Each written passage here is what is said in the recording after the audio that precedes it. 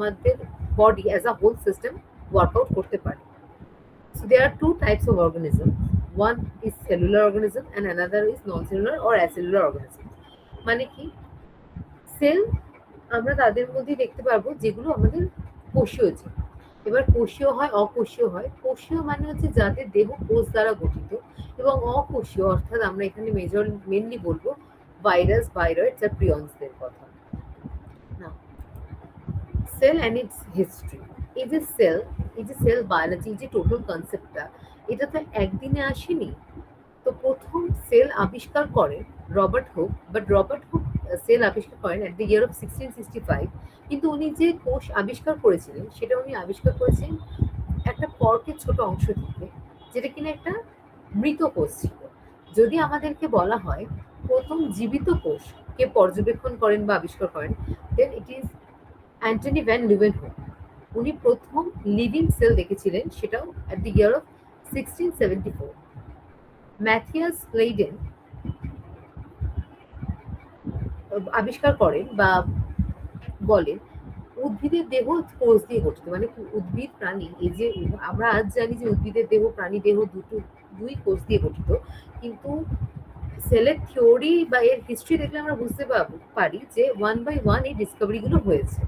At the year of 1839 Theodor Schwann জানান যে অ্যানিমালসের বডি বা অ্যানিমালসরাও সেল দিয়ে তৈরি। And at the year of 1855 Rudolf Virchow জানান cell arise from pre existing cells. It is very important, that is এইখানে যে কথাটা এলো যে একটা কোষ পূর্ববর্তী কোনো কোষ থেকে আসে, তার মানে কোথাও একটা কি এটা বোঝানো হলো যে সেল বিভাজিত হতে পারে বা সেলের একটা পূর্ববর্তী ধাপ আছে বা পূর্ববর্তী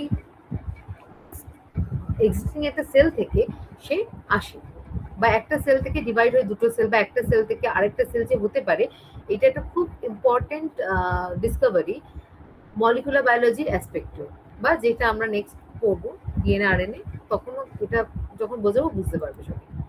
নাও cellular versus non-cellular organisms. So cellular organisms are living things made up of one or more cells. তো এই যে সেল আমি কথাটা বললাম যে কোষীয় প্রাণী যেগুলো, তারা এককোষীয় হতে পারে, বহুকোষীয় হতে পারে। এককোষীয় অর্থাৎ ওয়ান সেল, আর বহুকোষীয় অর্থাৎ মাল্টিসেলুলার। আচ্ছা, এই যে ইউনিসেলুলার, অবভিয়াসলি নাম শুনে বোঝা যাচ্ছে একটা কোষ দিয়ে তৈরি, made up of single cell. One cell performs all the life processes, and the third is usually microscopic. মানে কি, ইউজুয়ালি দেখা যায় যে সেল, যে অর্গানিজমসগুলো ইউনিসেলুলার হয়ে থাকে, অর্থাৎ যাদের বডি একটি মাত্র কোষ দ্বারা গঠিত হয়, তারা ইউজুয়ালি মাইক্রোস্কোপিক হয়ে থাকে। অর্থাৎ কি, তাদেরকে দেখতে, তারা খালি চোখে আমরা তাদেরকে পর্যবেক্ষণ করতে পারবো না বা দেখতে পারবো না, তাই তাদেরকে পর্যবেক্ষণ করার জন্য আমাদের মাইক্রোস্কোপের সাহায্য দরকার। দ্বিতীয় হচ্ছে আমাদের কাছে মাল্টিসেলুলার অর্গানিজম, বা যেসব সেলের বডি অনেকগুলি সেল নিয়ে তৈরি হয়। সো সেলস আর স্পেশালাইজড স্ট্রাকচার ডেফিনেটলি, কারণ ডিফারেন্ট সেলসের ডিফারেন্ট কাজ থাকে। যখনই আমরা দেখবো একটা পার্টিকুলার অর্গানিজম মাল্টিপল সেলস নিয়ে তৈরি, আমাদের এটা বুঝে নিতে হবে বা জেনে নিতে হবে যে বিভিন্ন সেলসের ফাংশন কিন্তু বিভিন্ন। যেমন আমাদের হার্টের যে সেলগুলো থাকে, আর আমাদের কিডনিতে যে সেলগুলো থাকে, বা আমাদের ব্রেন সেলস অর্থাৎ নিউরনস যেগুলো, প্রত্যেকের ফাংশন কিন্তু আলাদা আলাদা। ওকে, usually larger and more complex. Definitely, unicellular organisms basically the primitive form of life, but the multicellular organism হচ্ছে অ্যাডভান্স। তো আমরা জানি যে কোনো অ্যাডভান্স জিনিস বা যে কোনো অ্যাডভান্স কিছু একটু কমপ্লেক্স হয় রাদার দ্যান দ্য প্রিমিটিভ হয়। এবার আমরা আসছি অ্যাসেলুলার বা নন সেলুলার অর্গানিজমস এর দিকে। Non cellular organisms are not made of cells. Okay, মানে কি, এদের মধ্যে আমরা কোনো কোষের অস্তিত্ব দেখি না। অ্যান্ড যেহেতু কোষ নেই, তাই সাইটোপ্লাজম বা সেল অর্গানেলস মানে কোষের যে কোষাঙ্গাণু, সেগুলো থাকারও কোনো প্রশ্ন নেই। Characteristics of non cellular organisms. So first of all, not made of cells, মানে কি, এরা কোনোভাবেই কোষ দ্বারা তৈরি নয়। No metabolism on their own. আচ্ছা, আমরা যখন বলছি যে সেলের মধ্যে আমরা বিভিন্ন ফাংশনস দেখতে পারি, বায়োকেমিক্যাল রিয়াকশনস দেখতে পারি, সেই সব কিছুই কিন্তু মেটাবলিজমের অন্তর্গত হয়। তো এই কোনো কিছুই দেখা যাবে না, কারণ দেহ কোষ দিয়ে গঠিত। Non-cellular organisms can reproduce only inside a host cell, like virus. Virus কেবলমাত্র যখন একটা হোস্ট সেল পায় বা একটা হোস্ট সেলের মধ্যে নিজের জেনেটিক মেটেরিয়ালটাকে ইনজেক্ট করতে পারে, তখনই কিন্তু ভাইরাসের সেই জেনেটিক মেটেরিয়াল ডিভাইড করতে পারে বা রেপ্লিকেট করতে পারে। রেপ্লিকেট করে সে সেখান থেকে আরো অন্যান্য viral genetic material and proteins তৈরি করে এবং সেখান থেকে আরো ছোট ছোট ভাইরাস বা অপত্য ভাইরাস তৈরি হয়। আর এইসব ক্ষেত্রে আমরা দেখে থাকি, যেহেতু এগুলো সব নন সেলুলার বা অ্যাসেলুলার অর্গানিজম, তো যেহেতু কোষ নেই, কিন্তু কোষের জায়গায় আমি যেটা বললাম ভাইরাসের ক্ষেত্রে জেনেটিক মেটেরিয়াল ডিএনএ আরএনএ, আর আমরা দেখতে পাই হচ্ছে একটা প্রোটিন কোড। ওকে, মানে এই ডিএনএ আরএনএ থাকে একটি প্রোটিন কোডের মধ্যে। এবার হ্যাঁ, একটা ইন্টারেস্টিং প্রশ্ন, এই যে প্রোটিন কোডটার কারণটা কি? বেসিক্যালি আমাদের নেচার আমাদেরকে এমনভাবেই বানিয়েছে যাতে আমাদের জেনেটিক মেটেরিয়ালটা সব থেকে সেফ থাকে, যাতে খুব ইজিলি এটাকে কোনো রকম ভাবে হার্ম না করা যায়। তো এই প্রোটিন কোডের কাজ হচ্ছে এই ভাইরাসের জেনেটিক মেটেরিয়াল অর্থাৎ ডিএনএ বা আরএনএ কে রক্ষা করা। না, types of cells. So basically, cells are the basic structural and functional units of life, যেটা আমি আগেই বললাম। They are mainly classified in two major ways, by complexity and by organism type. মানে কি কি কি অর্গানিজমের মধ্যে আমরা দেখতে পাচ্ছি আর কি রকম কমপ্লেক্সিটি আমরা দেখতে পাচ্ছি। এবার দুখানা সেলের নাম উঠে আসছে, একটা হচ্ছে আমাদের প্রোক্যারিওটিক সেল আর একটা হচ্ছে আমাদের ইউক্যারিওটিক সেল।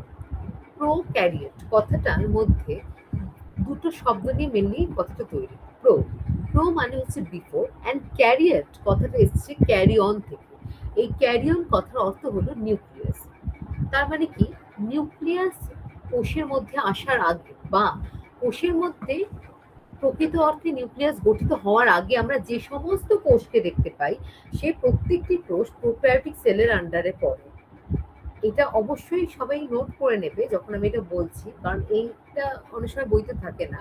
তো বেসিক্যালি প্রোক্যারিওটিক সেলস এসছে বা প্রোক্যারিওটিক সেলের নামটা বুঝতে আমরা বুঝতে পারি যে প্রোক্যারিওটিক সেলের মধ্যে কি কি ফিচার্স দেখা যায়। নামটা যখন বুঝলাম, বুঝতেই পারছো কমপ্লেক্সিটি অনেক কম হচ্ছে প্রোক্যারিওটিক সেলের মধ্যে। Now here it is eukaryotic cell. এবার ইউক্যারিওটিকে, ইউ কথাটার মানে হলো নিউ বা ট্রু। ওকে, ট্রু কথাটা অর্থে এখানে ট্রু মানে সত্যি সেই সেন্সে নয়, ট্রু ইন দ্য সেন্স প্রকৃত। মানে আমরা এর আগে কি বললাম, যখন প্রকৃত নিউক্লিয়াস আসছে না তার আগে সমস্ত সেলকে আমরা বলবো হচ্ছে প্রোক্যারিওটিক সেলস। নাও এখন আমরা ইউক্যারিওটিক সেলটাকে কিভাবে বুঝবো? ইউ কথাটার অর্থ হচ্ছে ট্রু, আর ক্যারিওটিক বা ক্যারিও কথাটা হচ্ছে ক্যারিয়ন থেকে, যেটা মানে হচ্ছে নিউক্লিয়াস। তার মানে যে সমস্ত কোষে প্রকৃত নিউক্লিয়াস বা ট্রু নিউক্লিয়াস দেখা যায়, সেই সমস্ত কোষকে আমরা বলবো হচ্ছে ইউক্যারিওটিক সেল। যদি আমরা ছবিটা দেখি ইউক্যারিওটিক সেলের, আমরা অনেকগুলো পার্ট দেখতে পাচ্ছি। First of all cell membrane. হ্যাঁ, এবার কিছু কিছু জিনিস আমরা দেখবো প্রোক্যারিওটিক সেল আর ইউক্যারিওটিক সেলের মধ্যে কমন আছে। First, cell membrane. প্রোক্যারিওটিক সেলের ক্ষেত্রে আমরা প্লাজমা মেমব্রেন, আচ্ছা প্লাজমা মেমব্রেনই কিন্তু সেল মেমব্রেন। ওকে, তো প্রোক্যারিওটিক সেলের ক্ষেত্রে আমরা প্লাজমা মেমব্রেন বা সেল মেমব্রেন দেখতে পাই, ইউক্যারিওটিক সেলের ক্ষেত্রেও আমরা সেটা দেখতে পাই।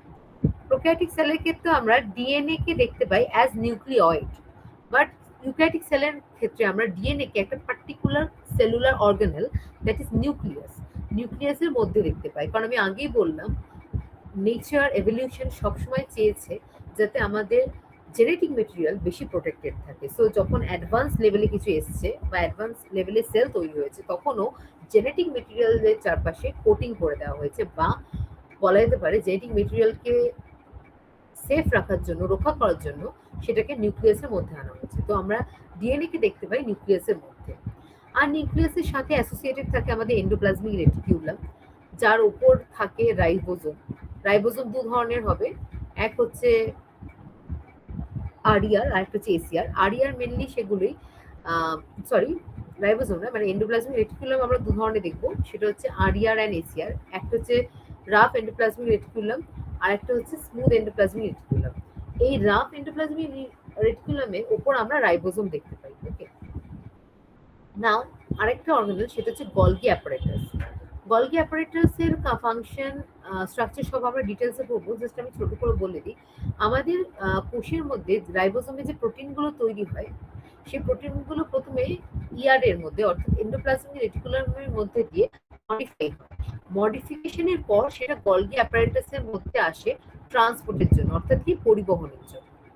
আরো বিভিন্ন অর্গানেলস আছে যেমন মাইটোকন্ড্রিয়া, আমরা জানি মাইটোকন্ড্রিয়াকে কোষের শক্তিঘর বলে, আমরা ছোটবেলা থেকে বলছি, সেগুলো আবার আমরা রিভাইজ ডেফিনেটলি করবো। নাও এবার আমরা নেক্সট স্লাইডে যাই, that is eukaryotic sell versus prokaryotic sell. এবার ইউক্যারিওটিক সেল আর প্রোক্যারিওটিক সেলের ছবি তো আমরা দেখলাম, একটু আলোচনাও করলাম, এবার একটু দেখে নিই এদের ডিফারেন্সটা কি কি জায়গায় আসছে। আচ্ছা, আগেই বলে রেখেছি আমি যে নামটাই এসছে এদের দুজনের মধ্যে, মেইন ডিফারেন্সটা সেটা নিউক্লিয়াসের মধ্যে উপর বেস করে। যেমন ইউক্যারিওটিক সেল মানে হচ্ছে ট্রু নিউক্লিয়াস এখানে প্রেজেন্ট, আর প্রোক্যারিওটিক সেলে কোনো ট্রু নিউক্লিয়াস নেই। ইউক্যারিওটিক সেলের ক্ষেত্রে আমরা মেমব্রেন বাউন্ড অর্গানেলস দেখে থাকি। আচ্ছা, মেমব্রেন বাউন্ড অর্গানেলস মানে হচ্ছে যে সমস্ত কোষ অঙ্গাণু বা কোষ, মানে কোষের মধ্যে যে সমস্ত সেল অর্গানেলস বা কোষাঙ্গাণু আমরা দেখি, সে প্রত্যেকটি কোষাঙ্গাণু কিন্তু পর্দা দ্বারা মানে পরিবেষ্টিত বা পর্দা দ্বারা আবৃত। যেমন আমরা দুটো সেলের ক্ষেত্রেই দেখছি যে সেল মেমব্রেন দেখা যায়, রাইট? তার মানে সেলের বাইরে একটা পর্দা বা লেয়ার দেখা যায়। সিমিলারলি আমাদের মেমব্রেন বাউন্ড অর্গানেলস অর্থাৎ কোষ অঙ্গাণুর চারপাশে আমরা কিন্তু পর্দা দেখতে পাবো, যেটা আমরা প্রোক্যারিওটিক সেলে দেখতে পাবো না। আচ্ছা, ইউক্যারিওটিক সেল अगेन এটা লার্জার সেল সাইজ কম্পারেটিভলি, অবশ্যই, কারণ এটা অনেকটা অ্যাডভান্স, রাইট? তো অ্যাডভান্স জিনিসে কমপ্লেক্সিটি বেশি হবে। এবার এতগুলো সেল অর্গানেলস, তো ডেফিনেটলি সাইজটাও বড় হবে। অবশ্যই অ্যাডভান্স সেল যখন, তার স্ট্রাকচার বা ইন্টারনাল স্ট্রাকচার অনেক কমপ্লেক্স, যেটা কিনা প্রোক্যারিওটিক সেলের ক্ষেত্রে নয়। আচ্ছা, ইউক্যারিওটিক সেলে আমরা লিনিয়ার ডিএনএ দেখে থাকি, বাট প্রোক্যারিওটিক সেলে আমরা ইউজুয়ালি সার্কুলার ডিএনএ দেখি। ইউক্যারিওটিক সেলে সেল ডিভিশন মেনলি হয় হচ্ছে মাইটোসিস এন্ড মিয়োসিস ফলো করে। প্রোক্যারিওটিক সেলে হয় by binary fission. And finally cytoplasm আমরা দুটো ক্ষেত্রেই দেখতে পাই। সাইটোপ্লাজম কিছুই না, সেলের ভিতরে যে ম্যাট্রিক্স বা প্লাজমা লাইক স্ট্রাকচার, সেটাকে আমরা বলি সাইটোপ্লাজম। এই যে সাইটো কথাটার অর্থ হচ্ছে সেল, আর প্লাজম মানে ম্যাট্রিক্স। তো সেলের ম্যাট্রিক্সটাকে আমরা বলবো হচ্ছে সাইটোপ্লাজম। এই সাইটোপ্লাজমের ওপরই বেস করে বিভিন্ন সেলুলার অর্গানেলস গুলো রয়েছে। এই যে আগের স্লাইডে আমি যদি যাই, এই যে ছবিটা আমরা দেখছি, এই যে স্কাই কালারের যে বেসটা, ওকে, এই যে দেখো এখানে লেখাও আছে সাইটোপ্লাজম ইন্ডিকেট করা আছে, বাট সেটা আমি বলে দিচ্ছি। এই যে স্কাই কালারের যে বেসটা, এই যে ম্যাট্রিক্স লাইক যে সাবস্টেন্সটা, জেলি লাইক সাবস্টেন্সটা, এটাই হচ্ছে আমাদের সাইটোপ্লাজম, যেটার উপর বেস করে কিন্তু বসে আছে বিভিন্ন cell organelles. Now cell organelles, and আমরা এখানে দু ক্ষেত্রেই দেখতে পাচ্ছি সেল মেমব্রেনও আছে। এবার একটা জিনিস যেটা প্রোক্যারিওটিক সেলের ক্ষেত্রে এক্সট্রা থাকে আর ইউক্যারিওটিক সেলের ক্ষেত্রে থাকে না, সেটা হচ্ছে সেল ওয়াল। ইউক্যারিওটিক সেলের সব ক্ষেত্রে থাকে না তা নয়, ইউক্যারিওটিক সেলের অ্যানিমাল সেলসের থাকে না, বাট বাকি আমরা যদি ফাঙ্গাল সেল দেখি, প্ল্যান্ট সেল দেখি, তাদের থেকে থাকে, সেটা হচ্ছে সেল ওয়াল। তো আমরা ব্যাকটেরিয়াতে সেল ওয়াল দেখতে পাই, ফাঙ্গি সেল ওয়াল দেখতে পাই, অ্যাজ প্রোক্যারিওটিক সেলে সেল ওয়াল থাকে। আর ইউক্যারিওটিক সেলের ক্ষেত্রে আমরা প্ল্যান্টস, ফাঙ্গি এদের ক্ষেত্রে সেল ওয়াল দেখতে পাই। নাও এবার আমরা একটু দেখে নেবো যে ইউক্যারিওটিক এই যে সেল যাদের মধ্যে দেখা যায় তাদেরকে, আর প্রোক্যারিওটিক সেল যাদের মধ্যে দেখা যায় তাদের। তো ইউক্যারিওটিক সেল আমরা দেখতে পাচ্ছি বিভিন্ন ধরনের animals, plants, fungus and protista, okay, বা প্রোটোজোয়া আমরা যাদেরকে বলে থাকি, তাদের মধ্যে আমরা দেখে থাকি ইউক্যারিওটিক সেল। নাও প্রোক্যারিওটিক সেল আমরা দেখতে পাই, এই যে এতগুলো স্ট্রাকচার তোমরা দেখছো, এই প্রত্যেকটাই কিন্তু ব্যাকটেরিয়া স্ট্রাকচার। নাও এবার বলবো যে ম্যাম আমরা এতক্ষণ শুনে এলাম যে ইউনিসেলুলার হয়, ঠিক। এই স্ট্রাকচারটাকে দেখে হয়তো মনে হচ্ছে না যে ইউনিসেলুলার, রাইট? এই যে এই স্ট্রাকচারটা, কিন্তু ব্যাপারটা কিছুই না, এই সেলগুলো ডিভাইড করছে, অ্যান্ড ডিভাইড করা অবস্থাতেই এরা একসাথে থেকে একটা চেন লাইক স্ট্রাকচার ফর্ম করে, ওকে। দ্যাট ইজ ওয়াই এদেরকে মনে হয় যে এরা মাল্টিসেলুলার নয়, এরা প্রত্যেকেই এক একটা ইউনিসেলুলার সেল, বাট যেহেতু ডিভিশনের সময় এরা একে অপরের সাথে আটকে থাকে, তাই জন্য সেটা বোঝা যায় না। এই যে এতটা আমি মানে এতক্ষণ যা যা পড়লাম সেটার উপর বেস করে আমি কি কি পড়লাম আমি একবার রিভাইজ করে দিই। ফার্স্টে আমরা পড়লাম হচ্ছে হোয়াট ইজ সেল। কি পড়লাম? আমরা বললাম cell is a structural and functional unit of life or living organisms, right? এবার এই যে structural and functional unit of life, সেটা বলার কারণটা আমি বলেছি, গঠনমূলক এবং কার্যমূলক, বা গঠনগত ও কার্যগত একক। আর সেল কিন্তু একটা অ্যাক্রোস ম্যাট্রিক্সের উপর তৈরি বা অ্যাক্রোস কম্পার্টমেন্ট, কারণ এটা আমরা জানি যে আমাদের বডি 60-70% সেল দিয়ে তৈরি হয়, 60-70% জল নিয়ে তৈরি। তো ডেফিনেটলি সেলের মধ্যেও আমরা অ্যাকুয়াস এনভায়রনমেন্ট দেখতে পাই, সেই জন্যই সেলের মধ্যে সমস্ত ফাংশন প্রপারলি চলে। আচ্ছা, সেকেন্ড পয়েন্টে আমরা যেটা বললাম, types of organisms on basis of cell. এবার সেলের উপর বেস করে আমরা দুভাবে অর্গানিজমকে ভাগ করতে পারি, একটা হচ্ছে সেলুলার অর্গানিজম, একটা হচ্ছে অ্যাসেলুলার অর্গানিজম। সেলুলার অর্গানিজম যাদের দেহ সেল দ্বারা গঠিত, আর একটা হচ্ছে যাদের দেহ সেল দ্বারা গঠিত নয়। আমি ভাগগুলো এখানে বলে দিচ্ছি, cellular versus non cellular or acellular organisms. Okay, now types of cell. এই যে টাইপস অফ সেলের মধ্যে পড়ছে হচ্ছে আমাদের প্রোক্যারিওটিক সেল আর ইউক্যারিওটিক সেল। ওকে, এবার ইউক্যারিওটিক সেল সম্পর্কে আমি তোমাদের একটু জানিয়েছি, আর প্রোক্যারিওটিক সেল সম্পর্কে একটু পড়িয়েছি। তারপরে আমি দেখে নিলাম, আমরা কি দেখলাম, ইউক্যারিওটিক সেল আর প্রোক্যারিওটিক সেলের মধ্যে কি ডিফারেন্স, মানে মেজর কি ডিফারেন্সগুলো আমরা দেখতে পাই। লাস্টে আমরা যেটা করলাম সেটা হচ্ছে examples of eukaryotic organism and prokaryotic organism. And finally আমি এখানে কিছু কোশ্চেন্স রেডি করে রেখেছি যেটা তোমরা সলভ করবে। সো এই কোশ্চেন্সগুলো তোমাদের হোমওয়ার্ক থাকবে, আর তাছাড়াও বিভিন্ন প্র্যাকটিস সেট তোমাদেরকে প্রোভাইড করা হবে। আজকে এতটা অবধি ক্লাসটা আমি নেব, বেশি এক্সটেন্ড করবো না। তো বেসিক্যালি এই যে 8-10 পাতা তোমাদের পড়ানো হলো, এর উপর বেস করে 4টে প্রশ্ন দেওয়া আছে। আমরা আরও প্রশ্ন প্রোভাইড করবো, আরও ক্লাস হবে। তো don't forget to subscribe, and obviously তোমরা নিজেদের বন্ধুদের সাথে শেয়ার করো। আর যে কোনো রকমের কোয়েরি বা প্রবলেম বা ডাউট থাকলে ডেফিনেটলি SMS ডিজিটাল এডুকেশনের টিমের সাথে, আমাদের সবার সাথে তোমরা যোগাযোগ করতে পারো। Thank you.